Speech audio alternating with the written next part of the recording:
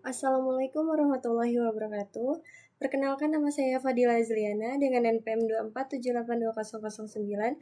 Saya dari kelas Teknologi Rekayasa Internet 3A. Di sini saya akan membuat video hands-on yaitu quiz assessment untuk mata kuliah analisis data untuk TI. Jadi di sini saya akan menjelaskan langkah demi langkah dalam data cleaning dan statistik deskriptif, menjalankan tiap tahapnya serta menunjukkan hasilnya bagaimana saat di running. Dan di sini yaitu yang pertama saya sudah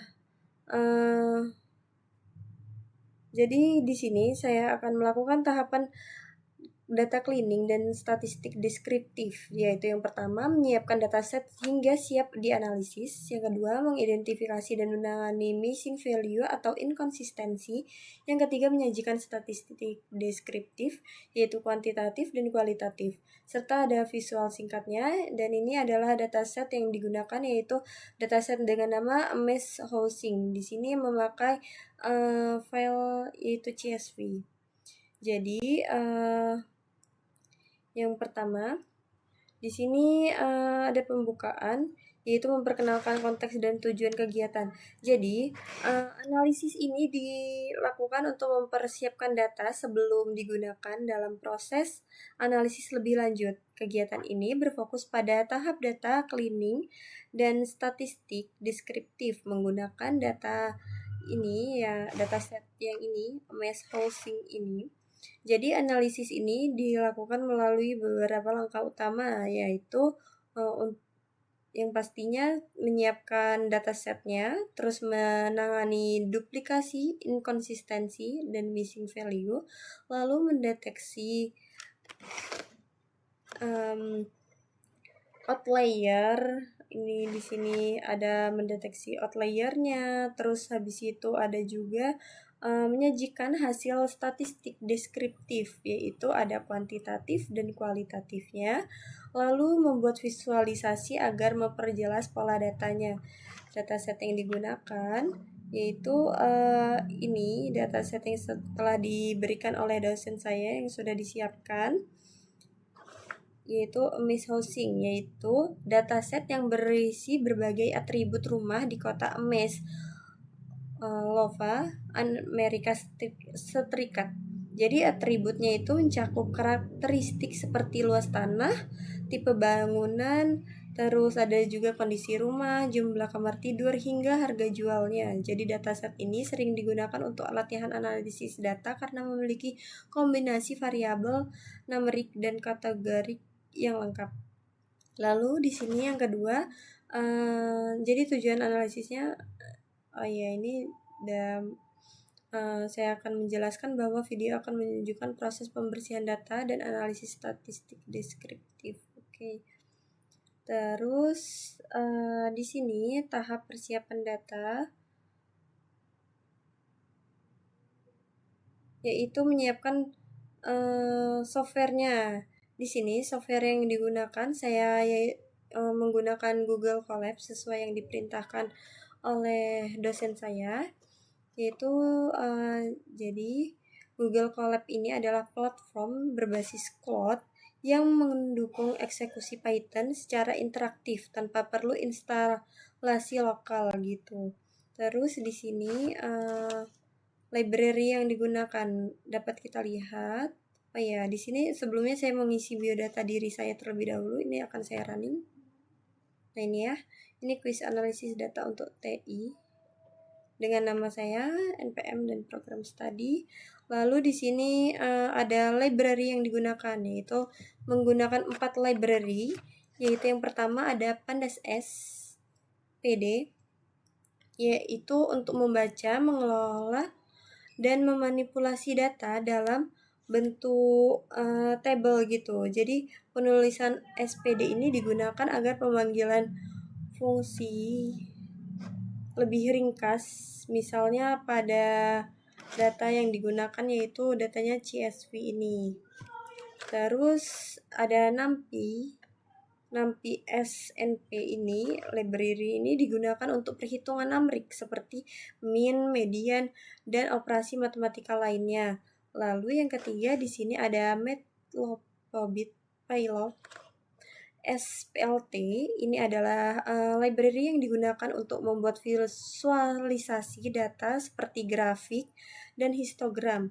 Dan yang terakhir, library-nya yaitu ada Seaborn SNS, yaitu digunakan untuk membuat visualisasi statistik yang lebih menarik seperti box plot dan heat map.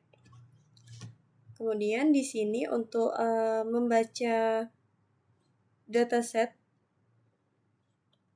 yaitu menggunakan kode yang ini ya. Ini adalah kode untuk membaca dataset mass housing. Terus di sini langkah selanjutnya yaitu menyebutkan ukuran dan data isi kolom. Jadi pada kode yang bagian ini dia rows cos df shape ini adalah kode yang akan digunakan untuk mengukur baris dan kolomnya. Terus kalau yang ini, yang keempat ini adalah menyebutkan nama-nama kolomnya. Hasilnya bagaimana? Saya akan running. Nah, jadi hasilnya seperti ini. Ini adalah software yang digunakan, ini library yang digunakan, ini sudah saya jelaskan tadi, 4 ini. Ukuran datanya ini ada 2930 baris dan 82 kolom. Dengan nama-nama kolom seperti yang ada pada ini, pada hasil running ini dapat kita lihat. Kemudian selanjutnya saya akan yaitu ketiga. Yang ketiga ini pemeriksaan awal data. Jadi di pemeriksaan awal data, di sini kan tujuannya agar memahami struktur dan tipe datanya gitu. Jadi pada pemeriksaan awal data ini dapat kita lihat yang pertama itu ada yang harus dijelaskan. Output, fitur mana saja yang masuk ke golongan kualitatif dan kuantitatif. Jadi di sini kodenya yaitu adalah bagian ini, numerical cost ini.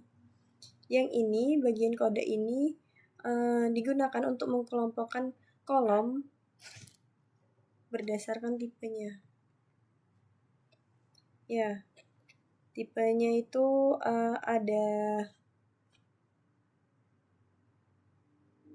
ini dia tipenya, ada kuantitatif dan juga ada kualitatif. Jadi ini untuk mengeluarkan kolom kuantitatif seperti ini kodenya. Lalu ini kode untuk mengeluarkan data kolom yang ini kuantitatif dan ini kualitatifnya. Ketika di running hasilnya seperti ini. Nah, ini dia. Ini jadi di sini jumlah kolom kuantitatifnya ada 39, jumlah kolom kualitatifnya ada 43. Fitur-fitur kuantitatif yaitu yang ini dapat kita lihat ini pada kode untuk menampilkan fitur kuantitatif itu pada kode yang bagian ini dia. Nih. Dia yang pertama itu membaca jumlah kolom per baris ini agar rapi. Jadi saya buat 4 kolom seperti ini agar dibacanya dapat lebih mudah gitu. Ada seperti yang di sini. Lalu di sini ada fitur kualitatifnya. Ini juga sudah teroutput dengan rapi. Lalu selanjutnya kolom salah atau missing tipe data, angka disimpan sebagai string. Di sini, saat memeriksa kolom salah atau missing tipe data, yaitu tidak ditemukan kolom dengan tipe data yang salah. Karena ternyata tidak ada. Saat dicek ini dia, saat pemeriksaannya, ini kodenya. Jadi, hasil pemeriksaan menunjukkan bahwa tidak ada tipe data yang salah. Karena sehingga seluruh kolom ini sudah memiliki tipe data yang sesuai gitu. Jadi kenapa? Di sini jelaskan mengapa pentingnya memastikan tipe data sebelum dianalisis. Mengapa kita harus memastikan tipe data sebelum dianalisis itu seperti ada data kuantitatif dan kualitatif itu karena kita harus memastikan bahwa setiap kolom pada dataset itu harus sesuai dengan isi dan fungsinya karena tipe data itu menentukan bagaimana nilai di dalamnya yang akan diproses oleh sistem gitu.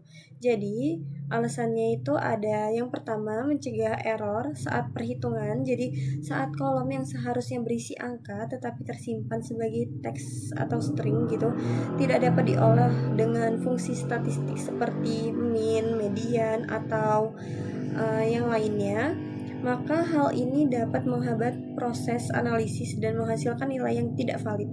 Lalu yang kedua, mengapa penting gitu? Karena akan menjamin akurasi hasil analisis. Jadi kesalahan tipe data itu dapat menyebabkan interpretasi yang keliru. Misalnya data numerik dianggap sebagai kategori atau sebaliknya. Akhirnya kesimpulan yang diambil tidak bisa sesuai dengan kondisi yang sebenarnya. Lalu yang ketiga itu untuk mempermudah proses pembersihan dan visualisasi. Jadi data dengan tipe yang konsisten memudahkan proses filtering, sorting, dan pembuatan grafik karena setiap nilai sudah dikenali sesuai format yang tepat. Jadi dengan memastikan seluruh kolom memiliki tipe data yang benar, proses analisis dapat berjalan dengan lebih valid, efisien, dan mudah diinterpretasikan. Lalu selanjutnya saya akan menjelaskan yang keempat yaitu cek duplikasi dan inkonsistensi. Jadi pada tahap ini untuk memastikan bahwa tidak ada yang terdapat data ganda atau duplicate rows yaitu maupun kategori yang penulisannya tidak konsisten, pemeriksaan ini sangat penting agar dataset yang digunakan tetap bersih, valid, dan akurat sebelum dilakukan analisis lebih lanjut. Di sini hasil def duplicate sum ini pada kode yang saya letakkan pada kode yang ini dia df duplikat ini. Jadi kode ini digunakan untuk menghitung jumlah baris yang terduplikasi dalam dataset. Jadi data duplikat itu dapat menyebabkan hasil analisis menjadi bias karena nilai yang sama dihitung lebih dari satu kali. Berdasarkan hasil eksekusi diperoleh bahwa jumlah data duplikat itu coba kita running. Nah, di sini jumlah data duplikatnya ini 0. Karena artinya itu tidak ada baris yang sama atau ganda di dalam dataset mass housing ini. Lalu di sini ada pemeriksaan kategori yang tidak seragam. Ini diambil 5 kolom pertama kategoriknya. Ini adalah contoh perintahnya atau kodenya. Jadi hasilnya seperti ini. Jadi tujuan untuk memastikan bahwa tidak ada kategori yang ditulis secara tidak konsisten itu misalnya perbedaan huruf besar, kecil, atau adanya spasi tambahan. Hasil pemeriksaan menunjukkan bahwa semua kategori pada dataset mass housing ini memiliki penulisan yang seragam sehingga tidak ditemukan inkonsistensi nilai pada kolom kategoriknya.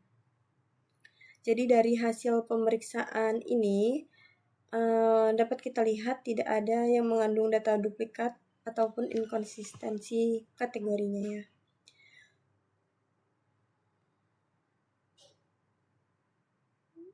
Ini tidak ada, oke.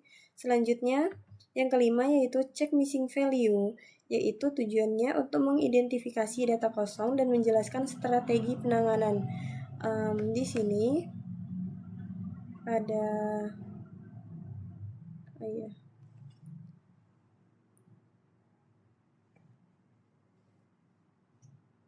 Pada cek missing value ini, jadi di tahap ini dilakukan untuk mengidentifikasi adanya data kosong seperti atau yang disebut dengan missing value ini pada dataset serta menentukan strategi penanganannya agar analisis yang dilakukan tetap akurat dan representatif. Jadi, sebentar. Oke. Jadi di sini dapat kita lihat hasil pemeriksaan missing value-nya itu. Ini dia kodenya, yaitu kode ini digunakan untuk menghitung jumlah nilai pada setiap kolom menggunakan fungsi ini, dfisna.sum. Terus hanya kolom yang memiliki nilai kosong yang akan ditampilkan diurutkan dari jumlah terbanyak hingga paling sedikitnya. Terus berdasarkan hasil pemeriksaannya bagaimana? Di sini dapat kita running. Jadi hasil jumlah missing value per kolomnya seperti ini. Ini dia. Sebentar. Hasil dfisna atau visualisasinya. Di sini visualisasinya menggunakan ini ya, grafi batang seperti ini. Hasilnya adalah ini dia. Jadi berdasarkan hasil ini terdapat beberapa kolom dengan nilai kosong, yaitu dapat kita lihat ini ada Paul underscore QC. Ini adalah sebanyak 2.917 nilai yang kosong. Lalu di sini ada misfacture, yaitu sebanyak 2.824 nilai yang kosong. Lalu ada away, yaitu ada 2.732 nilai yang kosong.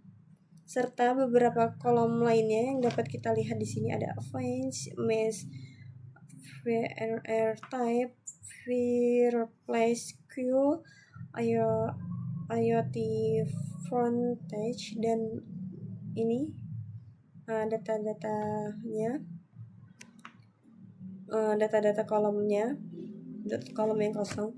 Jadi hasil ini juga divisualisasikan menggunakan ini dia, bar chart untuk memperjelas kolom mana yang memiliki missing value yang paling banyak. Jadi missing value yang paling banyak ini adalah Paul ini.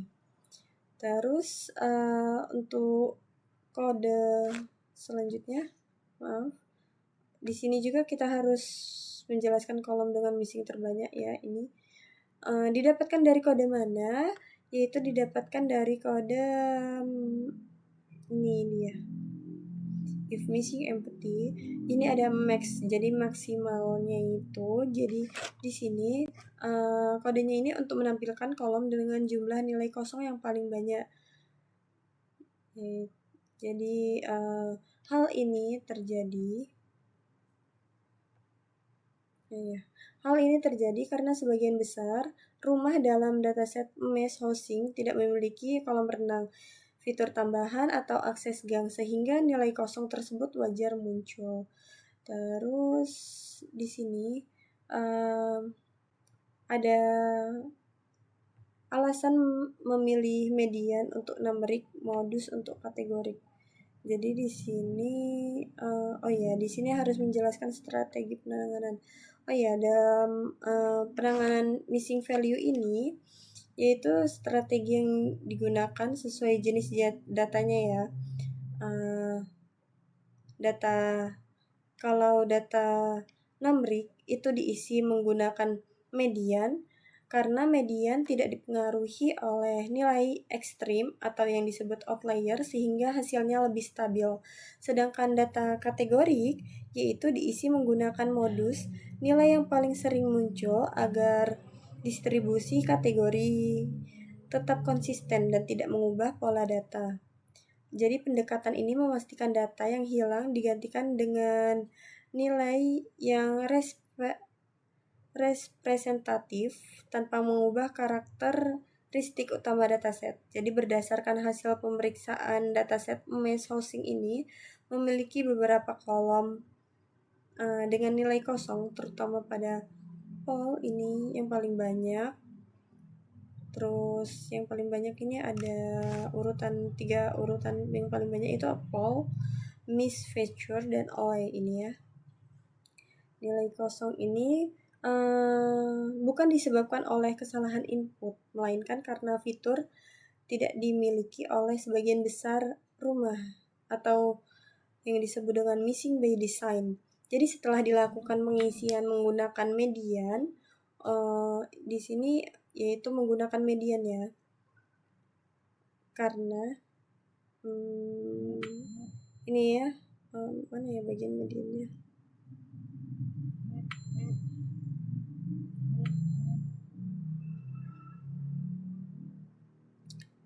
Ya karena median ini kan tidak dipengaruhi oleh outlier, karena yang di sini kan outliernya ini banyak banget, sehingga lebih stabil. Makanya saya menggunakan median untuk data numerik dan modus untuk data kategorik. Oh iya, saya menggunakan di sini saya menggunakan median dan modus.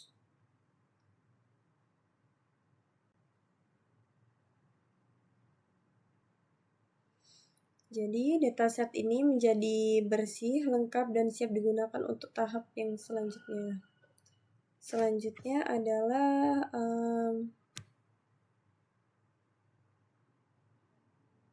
yaitu yang keenam, check outlier.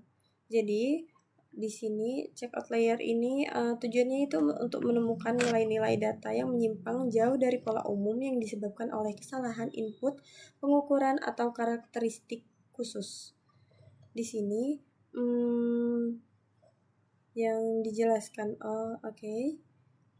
Jadi saya akan menjelaskan dengan singkat apa itu outlier. Itu nilai yang jauh dari distribusi normal data lainnya. Jadi outlier itu adalah nilai yang berada jauh dari luar distribusi normal atau rentang nilai pada sebagian besar data lainnya. Nilai ini bisa muncul karena kesalahan pencatatan, data ekstrim yang jarang terjadi, atau perbedaan kondisi dari sebagian besar sampel. Lalu di sini saya akan menjelaskan mengapa penting dilakukan deteksi outlier sebelum analisis deskriptif atau modeling. Jadi deteksi outlier ini penting dilakukan sebelum analisis deskriptif atau pemodelan statistik karena nilai ekstrim dapat memengaruhi hasil analisis seperti rata-rata, simpangan baku, dan korelasi antar variabel. Jika tidak diidentifikasi, outlier ini dapat menimbulkan hasil analisis yang bias dan tidak mencerminkan kondisi yang sebenarnya dari data tersebut. Terus tunjukkan variabel numerik yang akan dicek. Misalnya ini variabel yang akan dicek di sini dapat kita lihat pada kodenya, yaitu pada kode ini ya, yang bagian atas select calls ini ada tiga variabel numerik yang dipilih untuk pemeriksaan outlier. Jadi kalau lot area ini menggambarkan luas tanah setiap rumah yang bisa sangat bervariasi dan berpotensi mengandung data ekstrim. Sedangkan GR Live Area ini menunjukkan luas area bangunan yang digunakan untuk tempat tinggal juga berpotensi memiliki perbedaan besar antar propertinya. Lalu di sini ada sell price. Sell price ini menunjukkan harga jual rumah yang seringkali memiliki nilai tinggi untuk properti besar atau mewahnya. Jadi ini kode sampai sini, ini adalah kode yang menampilkan distribusi awal menggunakan box plot, di mana titik-titik di luar garis whisker menunjukkan adanya outlier. Saya akan merunning untuk yang check outlier ini.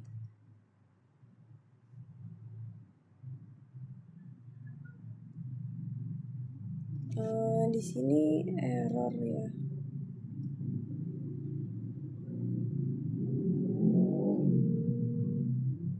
Seharusnya tampilannya seperti ini, karena sebelumnya saya sudah membuat praktikum 6 ini, untuk kuis ini di lab, mengerjakannya di lab. Seharusnya keluar seperti ini, tetapi ini error. Baik, saya akan coba check out layer ya. Pada bagian check out layer, saya akan coba salin. Jadi di sini pada collab quiz yang untuk saya buat video hands on ini saya membuat yang baru lagi karena agar bisa saya running.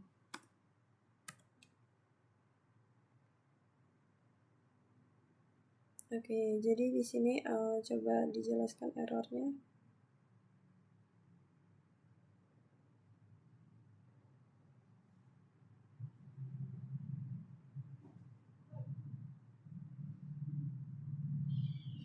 Jadi ini ada indeks karena ini pada bagian akhir ya errornya.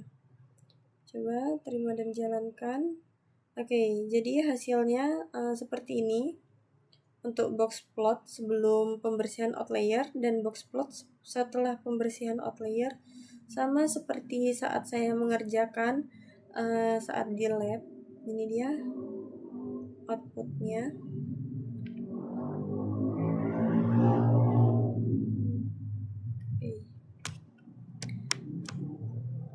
Jadi di sini tadi itu saya menjelaskan 3 variabel ya. Oke. Terus kan hasilnya seperti ini. Ada 3 IOT area, GR live area, dan sell price.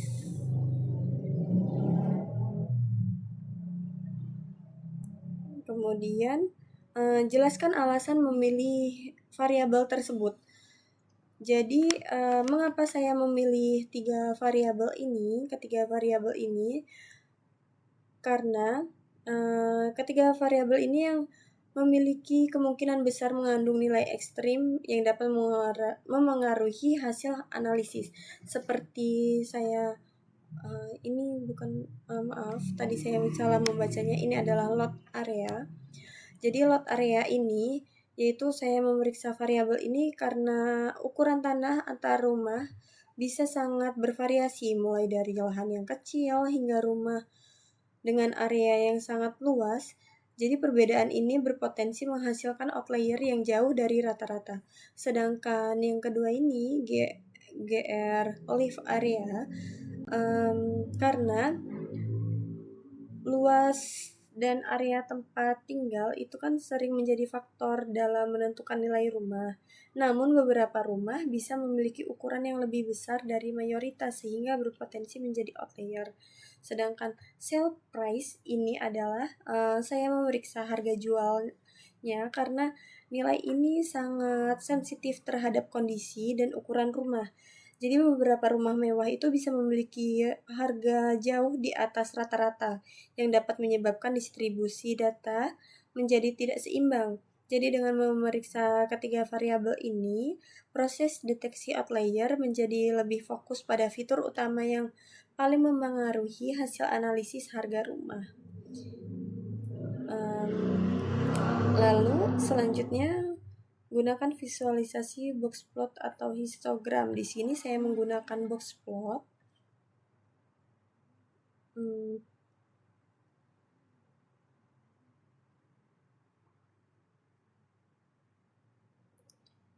jadi ini visualisasi ini menggunakan box plot karena grafik ini menampilkan sebaran data nilai tengah yaitu mediannya serta titik-titik ekstrim yang menunjukkan keberadaan outlier. Jadi makanya saya menggunakan box plot. Lalu selanjutnya tampilkan hasil visualisasi dan sebutkan berapa banyak data yang tergolong outlier.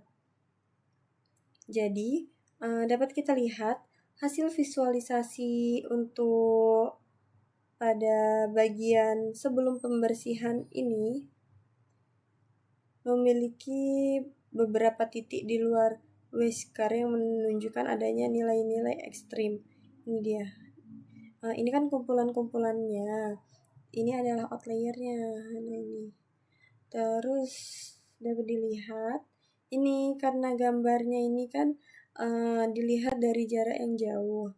Jadi di sini ada keterangannya bahwa lot area ini terdapat 127 outlier, sedangkan GR Leaf area ini ada 75 outlier dan sell price ini ada 137 outlier. Setelah dibersihkan, hasilnya menjadi seperti ini. Dibersihkan sebanyak 2.624. Jadi yang tadinya ukurannya 700.000 ya ini. Ya, 700.000. Di sini menjadi 300.000-an ya. Jadi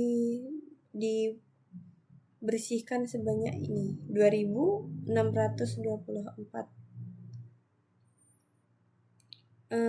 Setelah proses pembersihan data, box plot kini menunjukkan sebaran data yang lebih rapat dan median yang lebih seimbang di setiap variabel. Jadi titik-titik outlier ekstrim ini sudah berkurang, terutama pada variabel sell price dapat kita lihat di sell price ini, sehingga distribusinya menjadi lebih stabil. Yang tadinya jauh banget kan ya, ini menjadi pendek seperti ini karena sudah dilakukan pembersihan. Lalu di sini data yang tergolong outlier sudah. Bandingkan box plot sebelum dan sesudah pembersihan. Jelaskan efeknya. Contohnya, setelah penanganan, distribusi biaya bulanan menjadi lebih seimbang dan tidak terlalu dipengaruhi nilai ekstrim. Jadi kalau sebelum pembersihan itu, ciri utamanya itu kan di sini dapat kita lihat banyak titik-titik ekstrim di luar whisker, terutama pada sell price dan lot area ini. Terus dampaknya kalau pada data itu distribusi datanya ini miring dan tidak representatif.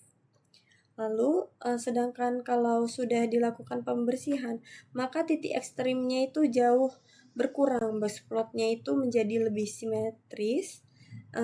Dampak terhadap datanya juga, distribusi data itu lebih seimbang dan akurat untuk analisis. Seperti itu.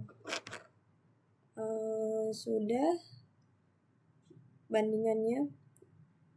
Bandingannya juga dapat dilihat pada laporan praktikum yang telah saya buat.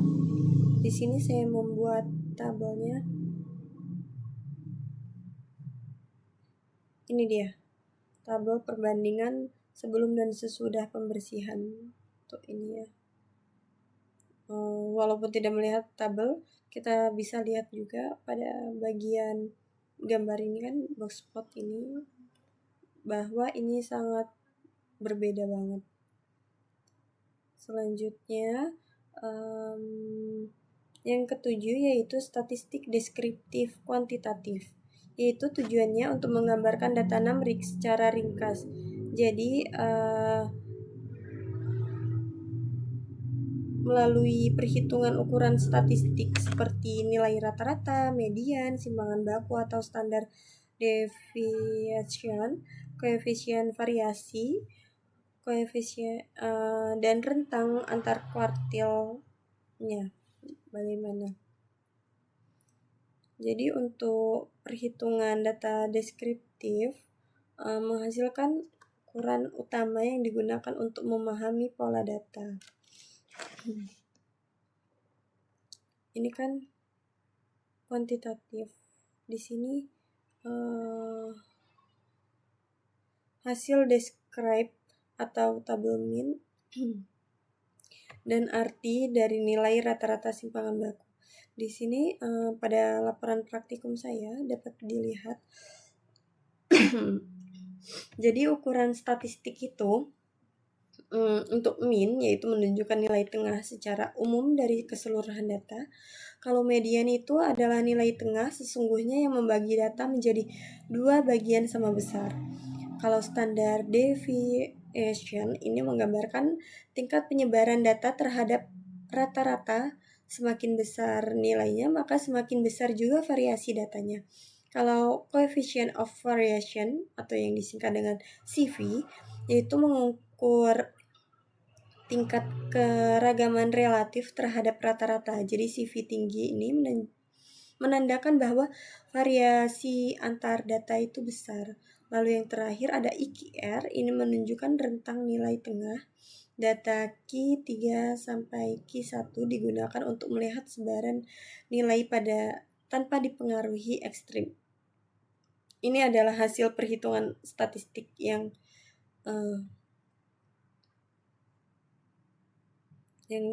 didapatkan dari statistik deskriptif kuantitatif ini ya.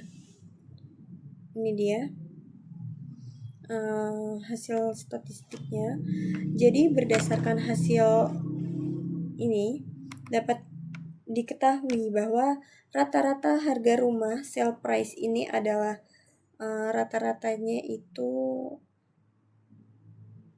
1.870. Ini 180.796 dengan CV 044. Ini adalah harga rumahnya, sale price-nya ya, yang bagian sini. Yang menunjukkan bahwa variasi harga antar rumah itu cukup tinggi. Ini menunjukkan bahwa terdapat perbedaan harga rumah dengan harga rumah lainnya. Di sini untuk statistik deskriptif kuantitatif akan saya running. Jadi hasilnya seperti ini. Di sini ada error. Baik, saya akan coba memakai AI di sini dapat menjelaskan errornya. Errornya itu pada sale price. Sale price yang bagian ini. Jadi terima dan jalankan. Oke, di sini.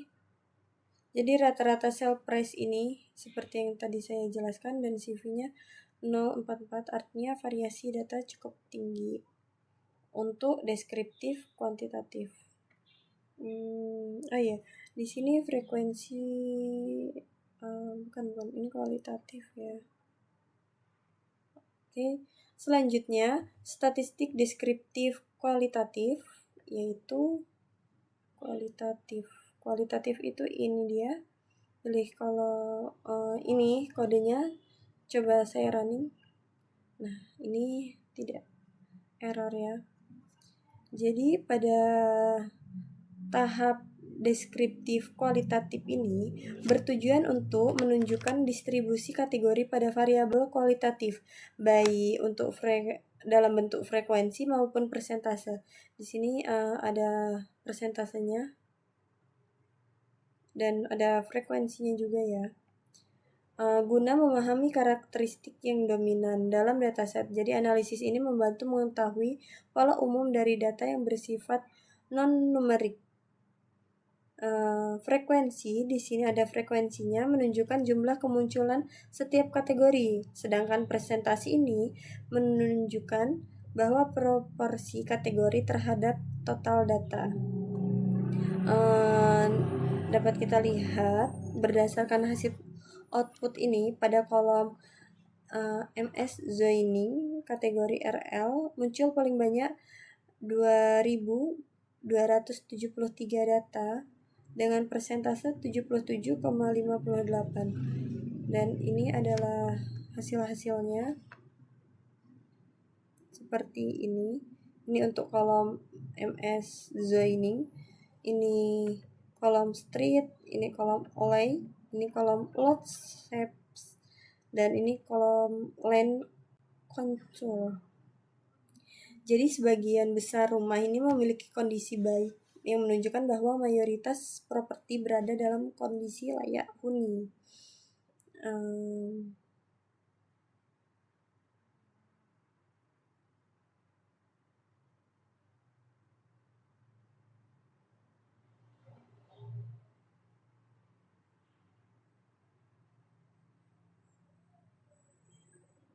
Tetapi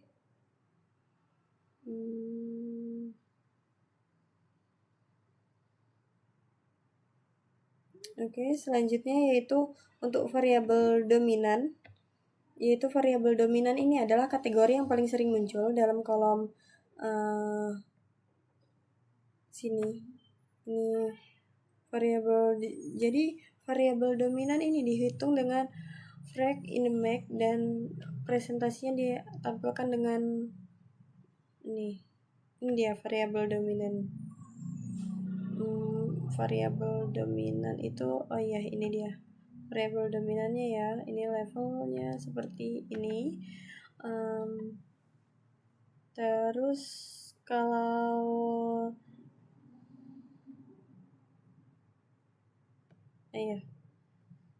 contoh outputnya kalau variabel dominan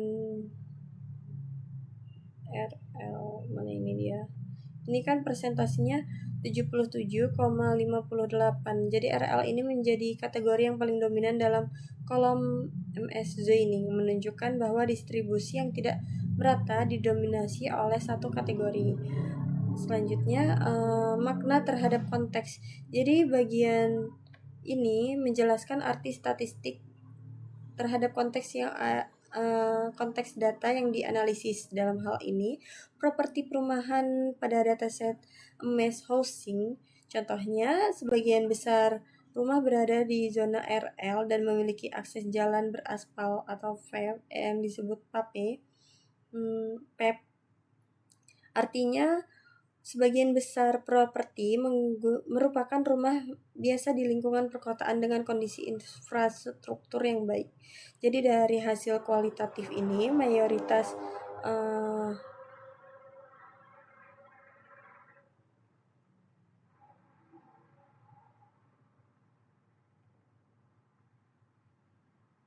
mayoritasnya layak huni ya.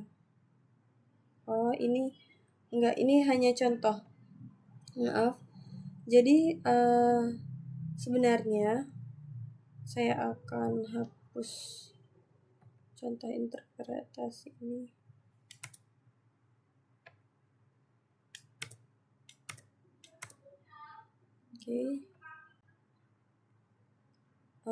Seharusnya ada contoh ini ya. Jadi berdasarkan hasil deskriptif kualitatif ini, karena zona hunian rendah RL ini kan 77,58. Kalau VAP ini 99,59%. Grover ini variabel dominannya yaitu 60,61%. REC ini 63,45%, dan left ini levelnya 89,86%. Ini nih menunjukkan bahwa dataset mass housing ini didominasi oleh rumah-rumah yang standar di area pemukiman biasa, bukan kawasan komersial ataupun industri. Lalu untuk yang selanjutnya yaitu visualisasi.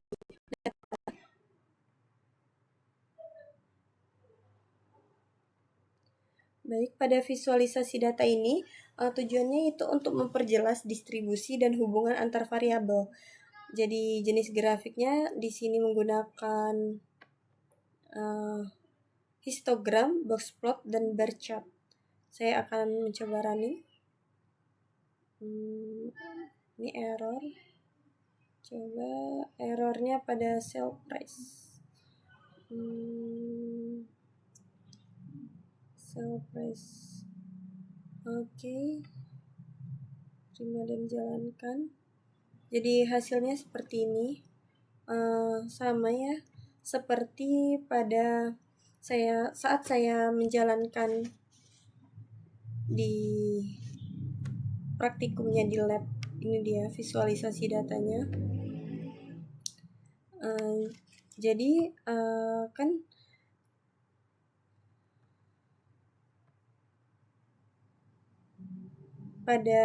saya akan menjelaskan terlebih dahulu untuk histogram. Ini menggunakan kode yang ini agar terlihat grafik histogramnya. Jadi histogram ini menggambarkan distribusi sell price, yaitu harga yang murah berdasarkan grafik distribusi. Ini terlihat miring ke kanan seperti ini, yang artinya sebagian besar rumah memiliki harga di bawah rata-rata. Namun ada beberapa rumah dengan harga yang jauh lebih tinggi. Hal ini sesuai dengan hasil statistik deskriptif sebelumnya di mana median lebih kecil dari mean, menunjukkan adanya ketidakseimbangan right square distribution harga rumahnya gitu. Sedangkan kalau box plot sell price ini didapat gambarnya ini dari kode yang ini dia. Nah, box plot ini untuk mendeteksi adanya outlier pada harga rumah. Jadi terlihat di sini ada titik-titik di bagian sini ya, kanan samping ini, yang menunjukkan bahwa nilai outlier pada sell price. Karena ini melihat di sell price. Outlier ini menunjukkan adanya harga rumah yang jauh lebih mahal dibandingkan mayoritas lainnya. Ini nih termasuk hal yang wajar. Tetapi hal yang wajar karena perbedaan lokasi, ukuran, atau kualitas bangunan. Dan yang terakhir ada nih dia bar chart. Bar chart ini menampilkan distribusi overall qual atau kualitas keseluruhan rumah dari grafik. Dari grafik ini terlihat bahwa sebagian besar rumah memiliki kualitas 5-7 dengan puncak pada 5. Ini dia 5 ada di frekuensi 800. Ini menunjukkan bahwa mayoritas rumah berada pada kualitas menengah, jadi tidak terlalu rendah maupun tidak terlalu tinggi. Kalau yang tingginya ya ini 10.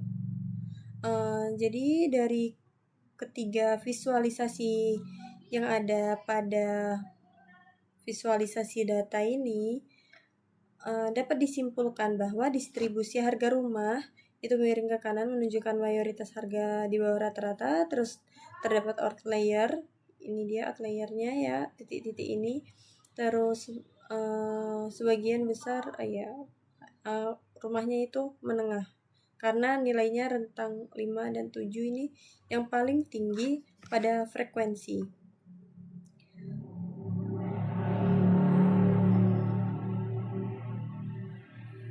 Jadi untuk ringkasan dan penutup. Jadi dari rangkaian analisis pada data mass housing yang telah saya analisis ini, diperoleh beberapa temuan penting, yaitu pada saat pembersihan dataset itu berhasil dibersihkan dari nilai duplikat, inkonsistensi, dan missing value-nya.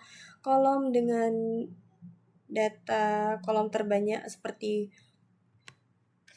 tadi itu ada kolom yang terbanyak, ini pada missing value, cek missing value ini miss feature dan array ini diisi menggunakan median untuk data numerik dan modus untuk data kategorik. Lalu yang kedua, dari rangkaian analisis ini kan ada deteksi outlier. Jadi pada deteksi outlier, ini dia. Pada deteksi outlier ini terdapat beberapa variabel load area, relief area, dan cell price ini. Setelah pembersihan, jumlah datanya menjadi jumlah data yang dibersihkan yaitu 2624 baris dengan distribusi yang lebih seimbang. Terus statistik dan visualisasinya, jadi pada distribusi cell price ini terlihat miring ke kanan seperti yang tadi saya jelaskan.